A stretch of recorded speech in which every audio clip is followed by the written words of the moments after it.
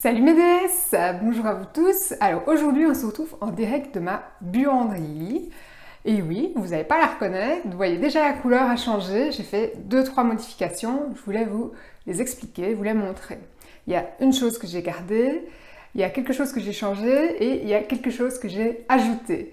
Donc voilà, je voulais vous expliquer en vidéo ce que j'ai modifié dans ma buanderie et pourquoi je l'ai modifié. Les avantages et les inconvénients, il y avait une petite boulette que j'ai corrigée, j'ai profité d'un inconvénient pour en tirer un avantage, je vais vous expliquer tout ça maintenant. Voilà, j'ai changé de point de vue, je voulais vous montrer ici les étendoirs. Si vous vous souvenez, avant j'avais les machines qui étaient superposées. Alors maintenant j'ai mis les machines côte à côte. Pourquoi? Parce que quand je rentrais ici avec la porte, j'ai une colonne, je vous ferai la photo d'ensemble après. Je me sentais un petit peu étouffée, triquée en rentrant, alors j'ai décidé de remettre les machines côte à côte pour ne plus avoir cette sensation de rentrer dans un espace étouffant. J'ai gardé mon système Ikea, Algot, qui a maintenant changé de nom. Je vais vous expliquer d'ailleurs mon petit essai-erreur que j'ai eu par rapport à ça. Donc en fait, vous voyez, avant tout était sous une seule colonne et maintenant j'ai mis côte à côte. Je sais toujours mettre sécher les grands pantalons de mon homme. Ici, l'avantage, c'est que je gagne en sensation d'espace. Et alors, je vous explique ma petite boulette. Donc on a repeint la buanderie, donc le mur là était blanc, je l'ai remis en blanc. Et alors, donc avant, comme la machine, le séchoir était superposé sur la machine à laver, le rail était plus large, il faisait 80 ou 90. Et donc, on voit, je ne sais pas si vous voyez les petits trous là.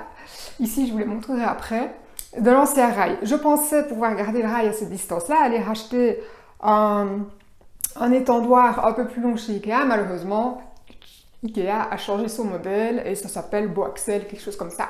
Bref, je n'ai pas su racheter un étendoir plus long, donc j'avais déjà fini mes pâtures. J'ai dû déplacer mon rail après et donc j'avais pas envie de reboucher les petits trous. Voilà, ça m'embêtait un petit peu. Donc du coup, j'ai tiré profit de ces petits trous-là puisque j'ai dû décaler le rail, j'ai dû le recouper parce que j'ai l'arrivée d'eau et l'évacuation d'eau de la machine qui est juste là. Donc j'ai dû adapter un petit peu mon rail. Et j'en ai profité pour mettre dans les petits trous donc de l'ancienne place du rail des petits crochets que vous voyez ici pour suspendre mes paniers à linge. Donc j'avais aussi un panier à la salle de bain en son temps et j'ai tout rassemblé ici. C'est vachement plus pratique.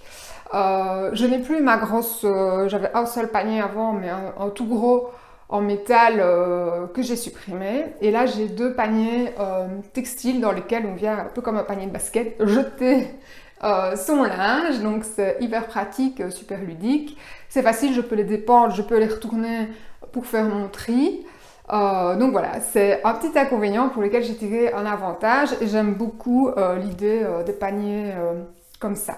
Donc ça c'est la première chose que j'ai changé. J'ai changé aussi la couleur, donc vous l'avez vu, j'ai mis du vert côté évier. Je vais me retourner pour vous montrer. Donc voilà, on se retrouve côté évier ici.